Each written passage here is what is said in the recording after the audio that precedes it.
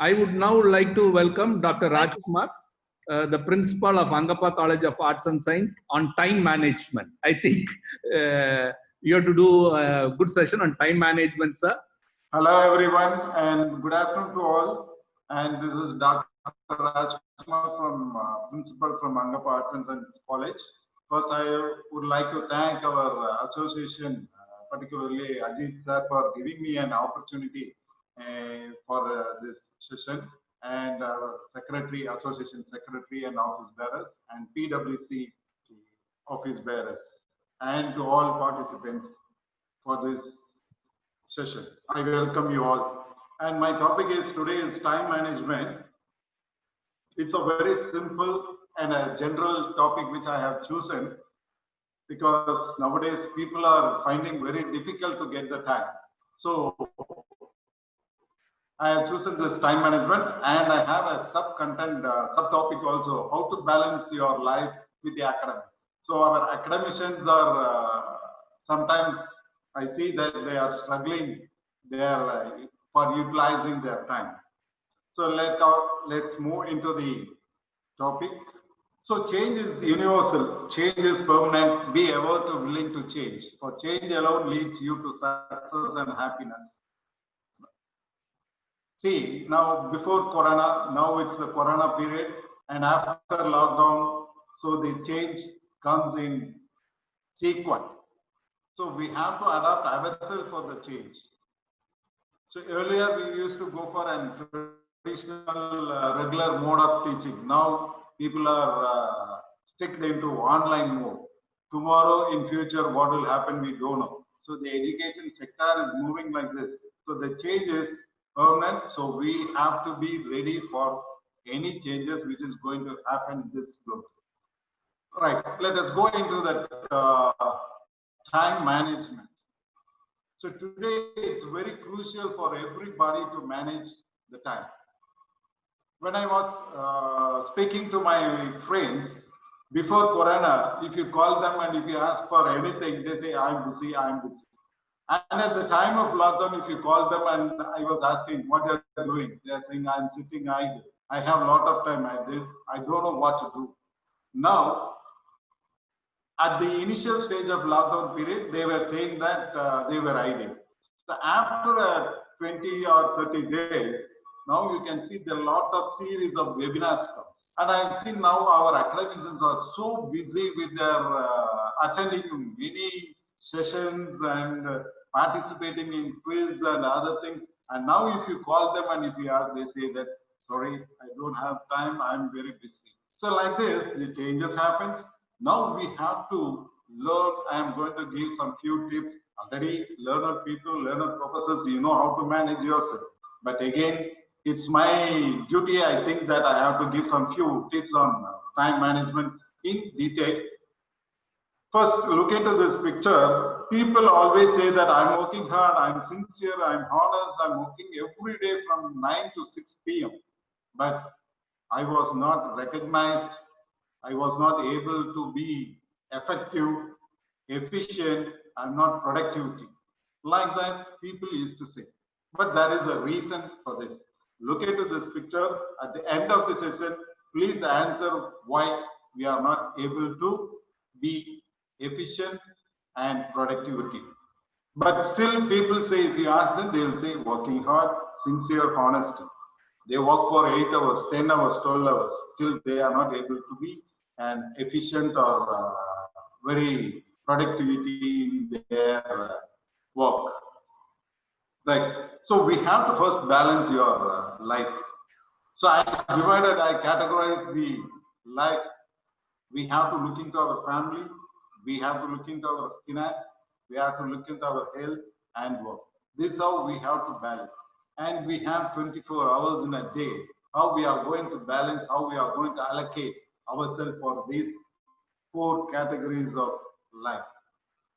So in a simple meaning, I can say what is time management? Time management is nothing but it's a self-management. It is in your hands. Anybody cannot teach or anybody cannot tell that you have to be like this. So it is a self-management. You have to manage yourself. It requires self-discipline and control. So a simple meaning again, time management is about allocating your 24 hours. In a day, we have 24 hours. How you are going to allocate this 24 hours, you have to plan. It is the foundation for your successful life. When you put your focus and attention on your work, that will bring you the rewards you want. Then you are taking the right steps towards achieving success. Success is always in our hands. It all depends how we are going to utilize the time. So time is very precious. If you lose 1 second, you cannot get it back. If you lose money, you can get it back, but time you cannot. So I have seen many successful people, why they are very successful. I have studied few successful people history, and I found out few habits they have. Like they get up early, they read a lot, they spend 15 to 30 minutes each day on focused thinking. You have to spend some focused thinking. They make exercise as a priority. They spend time with people who inspire them. They pursue their own goals. They get enough sleep. People will say, I'm not getting sleep because stress. Stress is not coming from external. Stress is not coming from outside. Stress which we create ourselves only. We have to control ourselves. Then no stress, you'll get good sleep. So how to plan the time management? I have seen many people, they have the practice, they have the habit of writing their plan every day. Even I too have sometimes when I begin my day, I take a piece of paper and I plan what I'm going to do till to go to the bed, till maybe 8 o'clock or 9 o'clock or 10 o'clock. Till you go to the bed, you should plan every day in the morning itself. Plan every day, brainstorm a quick do-to list, what you are going to do today, right from the beginning to the end. Divide your task list between work and life, and identify 2 things that must be done today. Every day you have to make a task that you have to do 2 things or 3 things. Include some quick tasks. Refer back to your list often. Next day, also look into back your previous day list and see that what we have done, what we have not done, and rectify that. And the next day, when you get the time, you have to fulfill all these things. A normal person for 24 hours in a day, they spend like this. Working hours, suppose if you are an academician, if you are a lecturer, you go to the college and you work for 5 hours. It takes 2 hours to travel if it is a nearby colleges. And for your class preparation, it takes another 2 hours.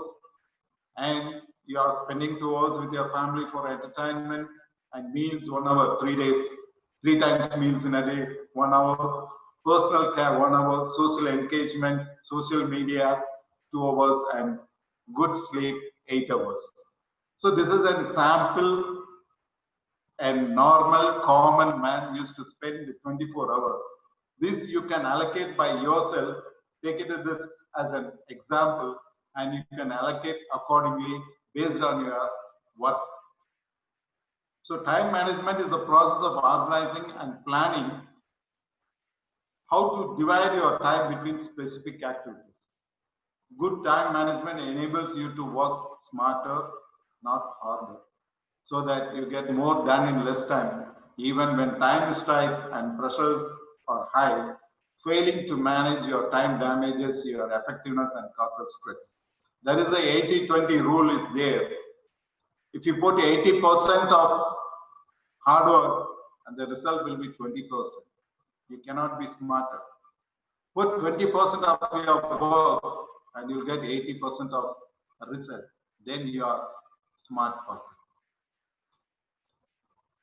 The time management is the ability to use your time productively and efficiently. You could also think of it as an art of having time to do everything that you need without feeling stressed about it. It sounds simple, but it is very hard in practice.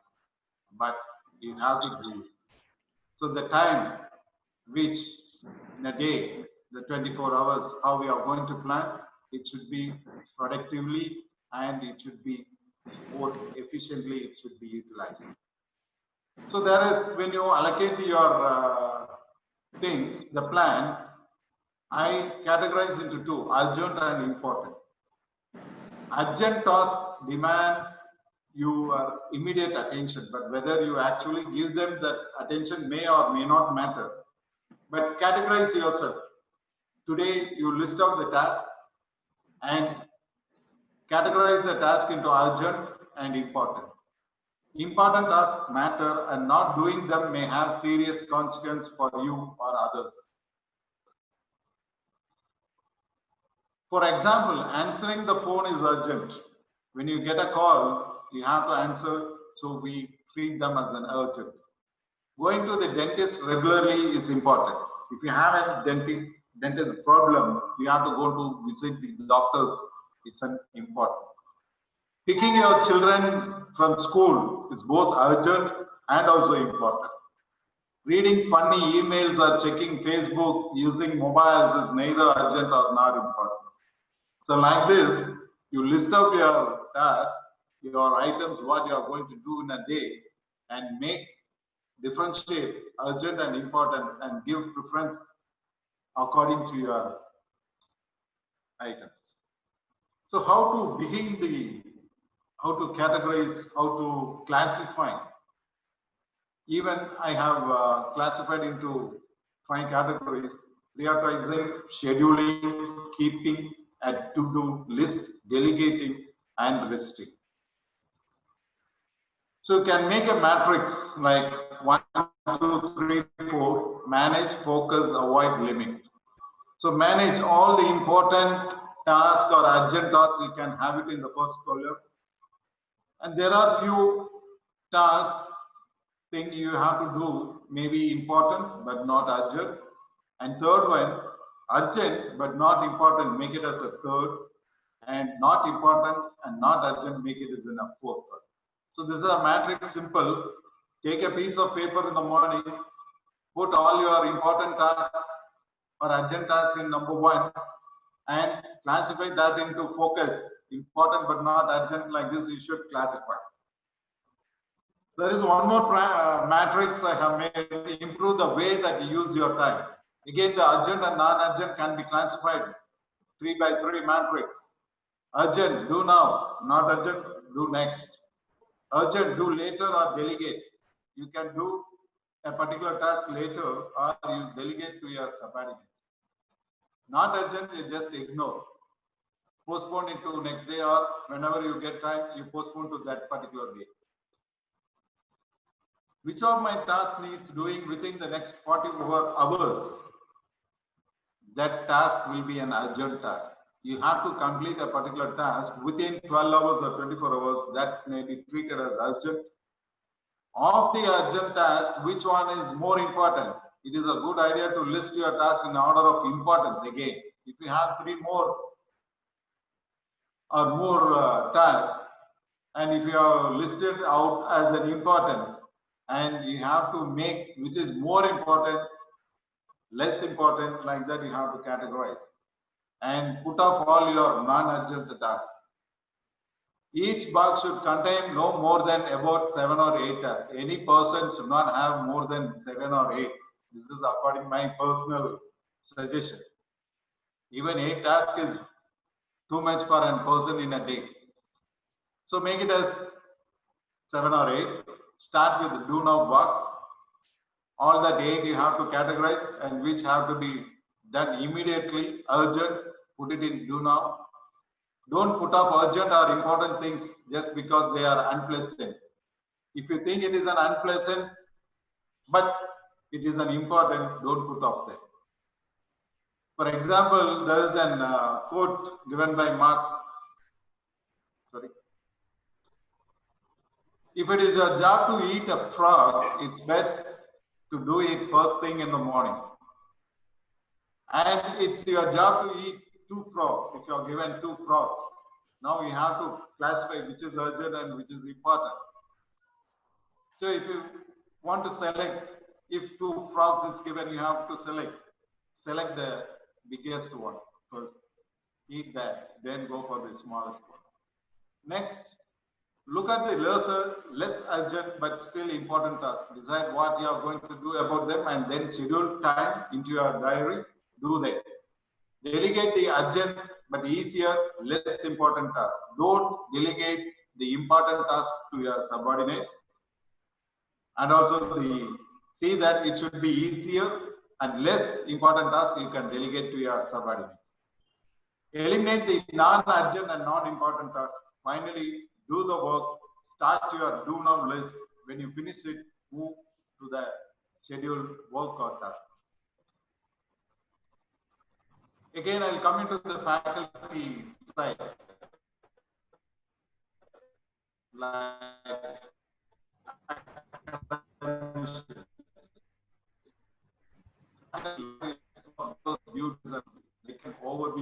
just multitasking, learning to control your time, however, may be significant factor for your success in your job. So how to balance your work and life? Set clear goals for your life roles, including your work. Translate the goals into a plan.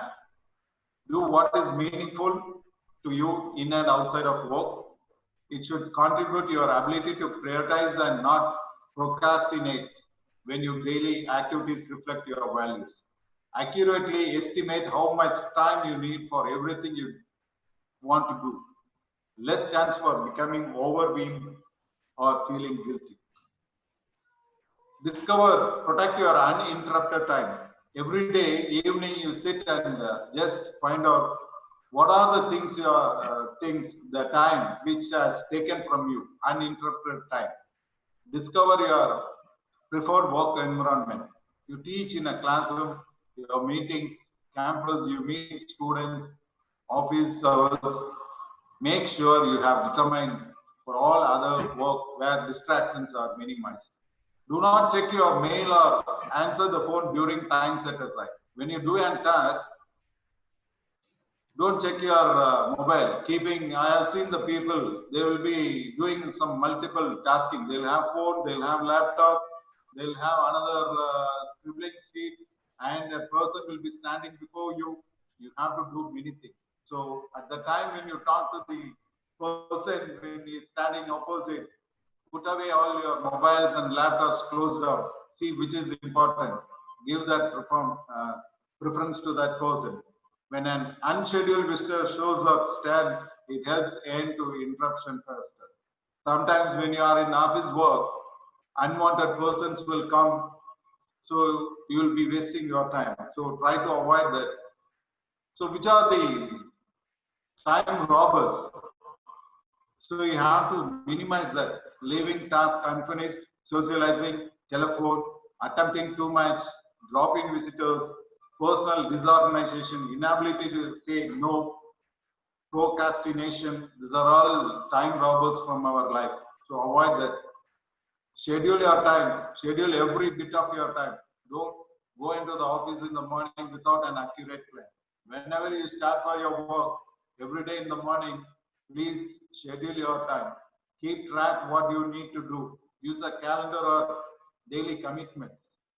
Planning is all the ways leveraging time through focus. Try to leave at least one day in your schedule with no meetings. Schedule structured time with your colleagues and graduate students. List, prioritize tasks. Which are the tasks to be prioritized? List the tasks and prioritize them. This allows you to reasonably say no to new commitments. Delegate as much as possible. Learn to say no. Monitor all of your duties as a faculty member related to teaching, research, and service. Maintain a list of accomplished tasks. It gives you satisfaction. Manage your electronic life. Now we are in e-life, so keep all your email box empty. Delete, answer, or move message to folder as you read them. If you keep it on there, it will interrupt us, and whenever you open your mailbox, it will tend you to open and to view that. So delete unwanted mails, answer the important mails, move some irrelevant messages to your bin. Transform email messages into tasks as appropriate and add them to your task. Monitor your time on the internet and social networking sites. Back up all your work with hard copies and thumb drives. Limit the number of different classes you teach, number of preparation to 1 or 2 more semesters. Choose your teaching schedule. Again, our faculties are not scheduling their stuff about their teaching. So you have to limit the number of classes. You can teach a subject for 3 classes, but 3 classes, 3 different subjects, it is a difficult task for any teacher for the preparation and to manage the class. Arrange your teaching schedule such that your classes meet and on the same days. The arrangement will allow for uninterrupted blocks of time. Create a master syllabus with boilerplate text and calendar dates and update it for each class. Don't reinvent the wheel. Teach a course that has been taught before. So some people I have seen, they used to change every semester to change the subject, change the course also. So this will not make you an expert. If you want to become an expert, try to have the same subject at least for minimum 3-4 years. And after 5 years or 6 years, you will be the expert in the subject. And you should be updated yourself, and you will have an in-depth knowledge in the particular subject. And one day you will be the expert in this world. So limit your teaching preparation time also. And this will avoid your teaching preparation. If you have different subjects, every semester changes. You have to go on prepare different materials for different subjects. So avoid that. That will reduce your preparation time also. Use technology that will add value to your teaching. Always try to adopt new technology, latest technology that will add more value for your teaching. Occasionally substitute other activities for prepared lectures, labs. Suppose if you are on leave, or if you are absent, or if you are in any other work, don't skip the classes. Have this technology, have some PPTs and other review, have some good speakers, video that can be utilized in your classroom. Stagger your due dates. Collect major test assignments from different class on different weeks.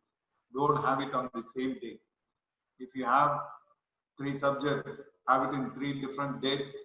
Collect the assignments, collect the test papers, evaluate it in different times.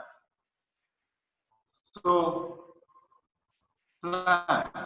Always, even an individual should plan. It is not only related to organization or big institutions. Planners should be for each and every individual. Develop a habit of reviewing your planner daily. Daily you have to plan, or at least you plan for a week. Have a planner or schedule. List out all your tasks. When you review your planner, you can see at a glance at all the tasks that you need to perform. Reviewing your planner would help to relieve your stress. You should list the major responsibility area month-wise. You can use the annual calendar to view at a glance the tasks that must be completed. Always develop a habit of entering the date of a meeting in the calendar as soon as you come into for a meeting. You can free up extra time by analyzing the activity log by doing any of the following. Eliminate useless tasks. When your energy is highest, schedule your most challenging tasks. Avoid switching between different types of tasks. Reduce the amount of time you spend on activities such as breaks. One of the most common and effective tools of time management is a diary. Try to have the habit of writing diary every day morning. You can list out all your tasks, and end of the day, you just check it, which are the tasks you have completed, which have not been completed, postpone it for the next day or the previous day. So allocate accordingly. So you can use a diary as a journal to list down your daily experience, action plans, techniques to save time. So hence you can use a diary to reflect back on your day. So this is a list of tips for an effective time management. Keep a to-do list, plan and organize, prioritize and put first things first, estimate time for tasks, set clear objectives, get clear instructions and be focused, avoid interruptions and ideal chit chat, always keep additional time. So, my end of the session, I'll give a summary how to plan and time management. Write your plan every day, plan at the same day every day, brainstorm a quick to-do list, divide your task list between work and life, identify 2 things that must be done today, include some quick tasks, refer back to your list often. Thank you. And I just want to answer that the picture which I have shown in the first. Many people used to ask me, sir, I don't understand why my performance is going down. I'm working hard, sincere, honest, every day, 9 to 6, 8, 9, 10. I'll give the simple answer by, there is a meaning in this picture. The man is working, but finally, why he is not efficient, why he is not performance, he was not able to perform, because he is using an equipment, the axe is not sharp. That's why he works hard, but he is not smart. So like this, take your life, be happy and be stress-free and have a wonderful day. Thank you for all the participants and association for this opportunity given to me and patience listening. Thank you. Thank you, sir, for your wonderful session.